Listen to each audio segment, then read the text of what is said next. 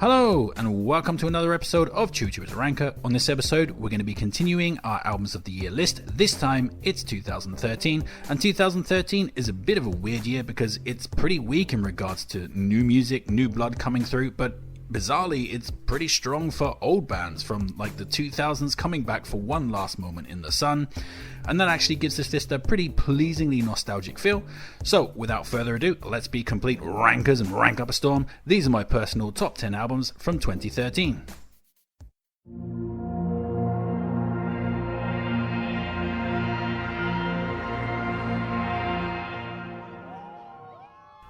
So, we're going to be kicking off this list with Trouble Will Find Me by The National, which was the band's 6th LP and the follow-up to the band's mainstream breakout masterpiece, High Violet. Now, on the 2010 list, I noted that I thought the albums that came after High Violet were merely retreads at a lower quality. Well, you know, a bit of egg on face here because I'm going to have to walk that back just a little. I mean, I did feel like that for sure, but when I revisited this record in preparation for this list, well, you know, that was the spin. That was the one that finally sunk its claws in and pulled me closer. And you know, that just happens sometimes. Feeling about records are rarely a linear journey, but that's cool. I mean, I'd rather enjoy something than just not care about it. Anyway, on this album, the band are putting aside some of the more overtly catchy or rocking elements of High Violet and concentrating on the more miserable aspects of their music. This record has a much more resigned, sullen texture with very little in the way of high spots. But depressing highlights abound. I Should Live in Salt sets the stage perfectly with its dour acoustic sadness. Demons manages to be pretty catchy despite Matt Berringer going as vocally low as he possibly can. I Need My Girl has a dull ache in its gentle desperation, and album highlight Fireproof has some ear-catching acoustic trills and an instantly memorable chorus. So yeah, I mean, I still don't rate this as much as High Violet, but I do now respect it as its own entity. It's a damn fine album of misery and does more than enough to be curtain-jerking this list.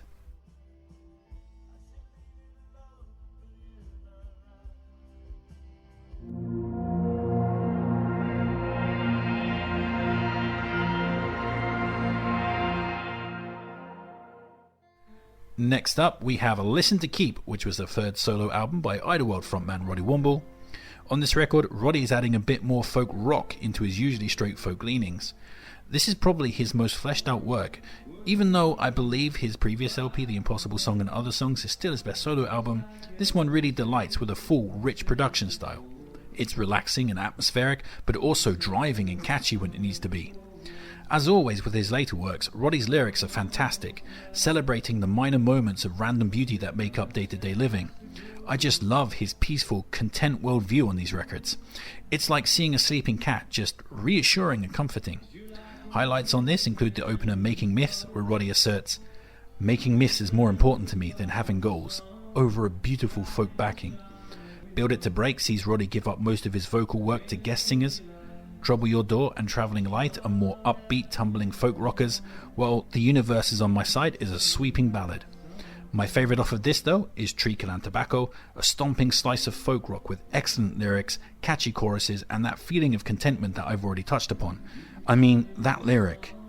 One of the many debts that we owe to each other is to alert ourselves to danger and the various small pleasures like treacle and tobacco, but not together, the jangle of new money and unbearably sad weather. Mwah! Chef's kiss, great lyrics, Roddy Woomble rules, at least until this point, as his solo records after this become pretty dicey in the quality department, to be honest.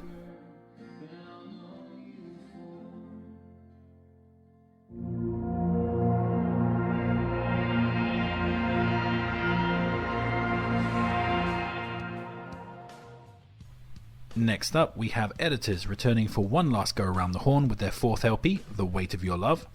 Between the previous record, the synth-infused In This Light and On This Evening, and this album, the band had lost their guitarist and felt they needed to prove that they could make a good guitar-based album without him.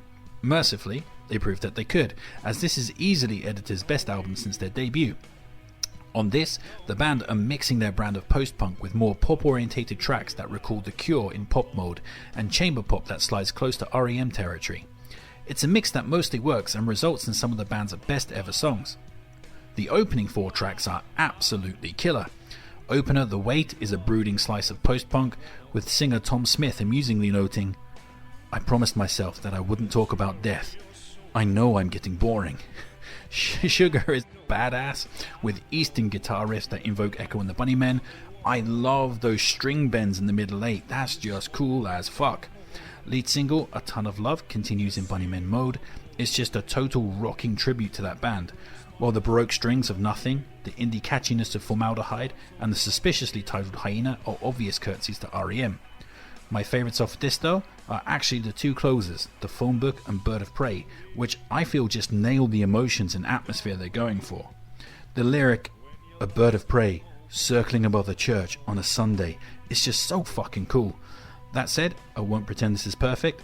The track Honesty is a clunker, and some other tracks like the aforementioned Hyena or Two-Hearted Spider feel like elevated B-sides, but the majority of this is great, and even an occasional weak moment isn't enough to derail it. Good stuff from editors here.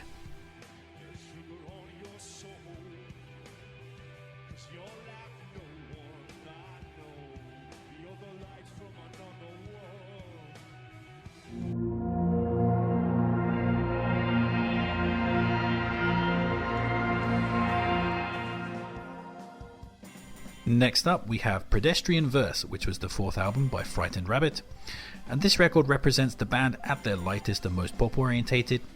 The shoegaze elements of their previous album have been sidelined in favour of a robust set of jangle pop numbers. The album is consistent and catchy, with Scott Hutchinson's lyrics impressing as always. If there's one fault which holds this back however, it's the production. There's just way too much reverb on these tracks, which restrains the more direct melodies from their full potential. This album could have been so much better if it was mixed differently, but you know, coulda woulda shoulda. But you still have a great album stuff with highlights anyway. Dirgy piano opener Acts of Man kicks off with the lyric, I am the dickhead in the kitchen, giving wine to your best girl's glass, which is certainly an ear-catching first line. Backyard Skulls and Late March Death March are super catchy Smiths-esque janglers, while Holy has a really cool driving bass line on it. December's Traditions brings a stark sadness to the record, a song where all the reverb starts to make sense, but my favourite off of this is the epic State Hospital, a defiant banger that deals with the perpetual cycle of domestic violence. It's dark, thumping and full of great lyrics, just an absolutely awesome tune. So yeah, this is another great album from Frightened Rabbit and an easy placing on this list.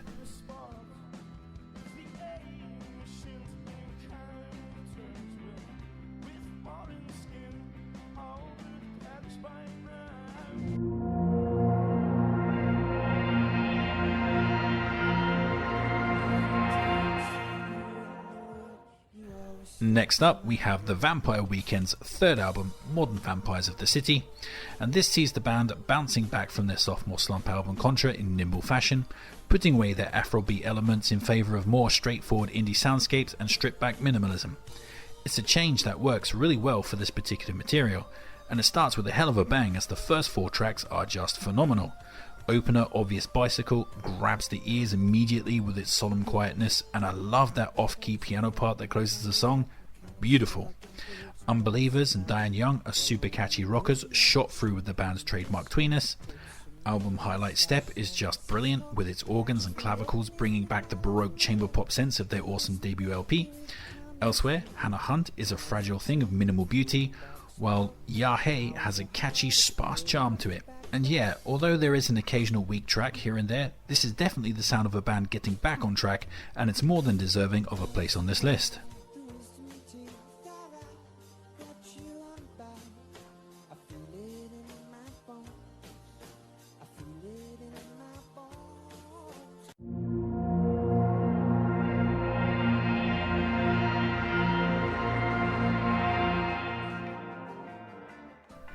So we're going to be kicking off the top 5 with Alone Aboard the Ark, which was the fourth album by the Leisure Society, and this band was recommended to me by one of the regular commentators on these lists. I think it was Ed, so kudos to him for that. And of the band's albums that I've listened to, this is definitely my favourite, but that makes sense as I'm a huge fan of the Kinks, maybe even my favourite band, the Kinks. Well, you know, that's not true, everybody knows that Morrissey is my favourite artist, but you know, number 2, the Kinks. And this record is basically the Leisure Society's loving tribute to that band.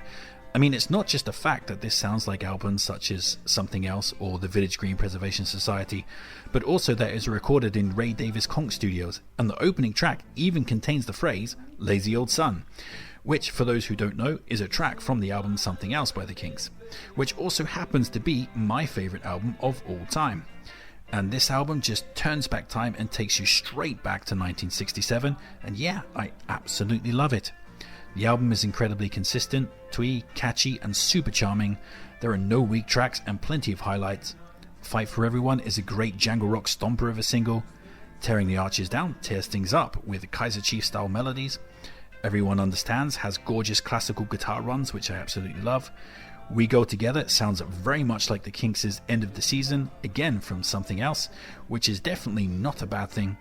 But my favourite off of this though is A Softer Voice Takes Longer Hearing, which is spectacularly beautiful with its waltz time arrangements, 1950s guitar work and sweeping melodies. Mwah! Chef's kiss, just wonderful stuff. So yeah, an obvious and loving tribute to the Kinks is Something Else, aka my favourite album of all time, and a brilliant album on its own terms. This one is highly recommended and almost a cheap win for me. I mean, it's just giving me everything that I love about music. Great stuff.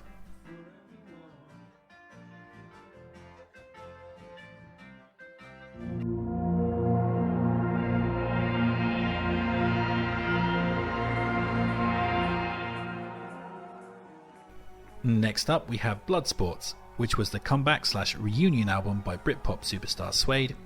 The band had split up back in 2003, but in 2010 they reformed for a series of reunion concerts, which in turn led to this album and the band just basically willing themselves back into existence.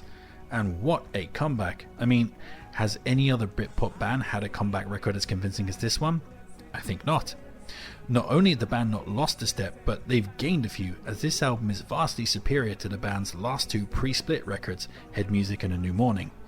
And it's also here that you can stop pining for Bernard Butler on guitars, as this album is also significantly better than The Tears, which was a project Brett Anderson and Bernard Butler put together post-Suede. That LP was mediocre, whilst this legitimately rules, and a big part of why is Richard Oakes' stratospheric guitar work. Picking up pretty much exactly where Coming Up left off, this album is atmospheric, consistent, emotionally salient and as catchy as ever. Highlights on a stacked record include the opening single Barriers, which just sounds like it's 1997 all over again. For the Strangers feels like it could have come from the band's debut album. Sabotage has an amazing guitar lift-off that gives me chills every single time I hear it. It Starts and Ends With You is catchy autopilot Suede in the best way. And Sometimes I Feel I Float Away and What Are You Not Telling Me are the type of sweeping emotional fare that brought the band to the table in the first place. So yeah, this is just a magnificent comeback album by Suede, which ranks right up there with their very best work.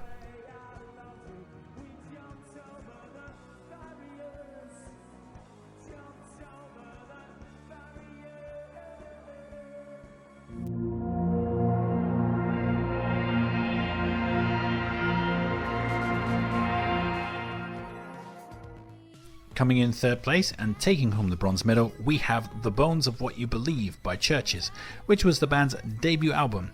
And here we have a surprisingly successful synth-pop setup, which features hard 1980s style synth textures and drum pad dance beats. And it seems unlikely that a modern band would be able to pull that off well over the course of a full album, but here are Churches absolutely nailing it.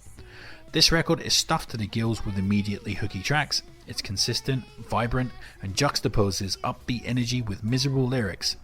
It's slickly and cleanly produced, with a great sound quality to it, so yeah, this album just rules basically. The opening three tracks, The Mother We Share, We Sink and Gun, are immediately in there with that stadium-ready catchiness, whilst Tether has a more atmospheric, emotional texture to it and a really great lift-off when it comes. And I absolutely love those 1980s style drum pad toms on the track.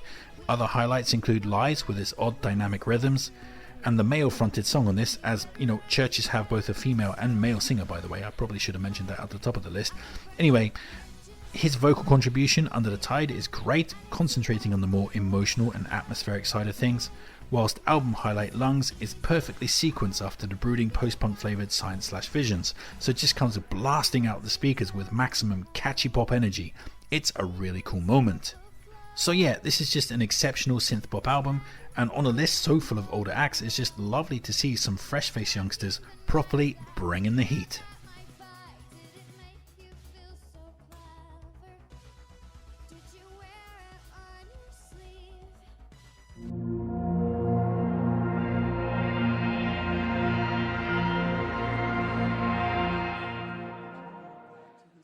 Silver medal time, and the silver medal is going to go to Opposites by Biffy Clyro, which was the band's 6th and, in my opinion, best album. And yeah, we are confidently striding into 5-star territory here for me, because I absolutely fucking love this record. This is a double album containing 20 tracks, 22 if you're going to get the iTunes version, which is the version that I recommend personally. It's 1 hour and 21 minutes long, which, let's face it, is too long. But mercifully, this album is a bit different from most double albums in that it's literally split into 2 albums which have their own distinct identities. The first half is titled The Sound at the Core of Our Bones and has a darker hue, mostly dealing with darkness, regret and depression, while the second half is titled The Land at the End of Our Toes and is generally more upbeat and cathartic in a more hopeful way. Whilst they go together as a pair, hence Opposites, they are also self-contained things, so it's easy to listen to one or the other rather than trying to digest the whole thing. That said, the entire package is pretty much perfect. There's not a bad track on the entire set, which is a pretty damn impressive thing in and of itself. Moreover, each disc is really cohesive, atmospheric and dripping with emotion, and there are so many damn highlights on this. From the super catchy cuts like Sounds Like Balloons, Pocket, Spanish Radio or Victory Over the Sun, to sweeping epic ballads like Biblical and Different People, to intensely cathartic, soul-purifying tracks like Thor or Picture a Knife Fight. This record has something for every mood without ever losing its focus. My twin favourites off this though are the strummed ballad and title track Opposites and the rocking Little Hospitals. Opposites is just crushing with its simple chorus of "Baby, I'm leaving here, you need to be with somebody else." Little Hospitals, meanwhile, has its grandstanding power-chorded refrain of "When you leave, I'll down, I'll remember you," which is really catchy but also really dark, as I think that song is actually about death, or at least very sick loved ones. So yeah, this album is phenomenal and almost the best double album of the year, but not quite.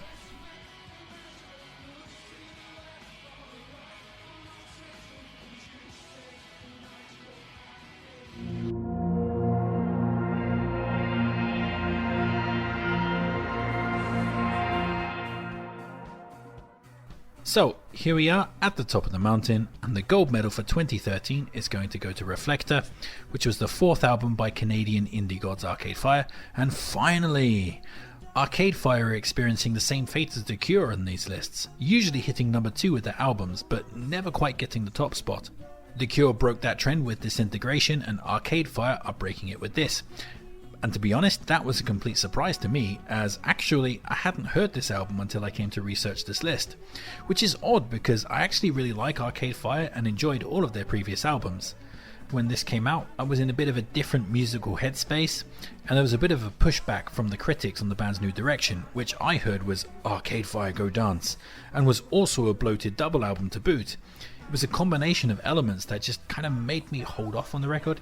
You know, I thought like I'd get around to it at some point, but ultimately I never did. Big mistake, because this album absolutely fucking rules. Despite the previous albums being much more familiar to me, Reflector immediately takes its place as my favourite Arcade Fire album. I love this record and I love every single song on it. It's an hour and 15 minutes long, yet it feels like a brisk 40-minute record because it's just so damn consistent and entertaining. Also, Arcade Fire Go Dance just doesn't do it justice. I mean, if you said Arcade Fire do a weird, fucked up indie art rock version of 1970s disco and funk with added Vangelis Blade Runner style 1980s synths all over the shop, you might have hooked me in the first place. And as I've already said, I love every single track off of this. It's super atmospheric and cohesive and flooded with highlights. Opening title track Reflector gets more and more danceable as it builds up from basic beginnings. Flashbulb Eyes is almost Scar-like in its composition, but in a really kind of odd, very Arcade Fire kind of way. Normal Person invokes the ghost of David Bowie, whilst You Already Know recalls the Smiths.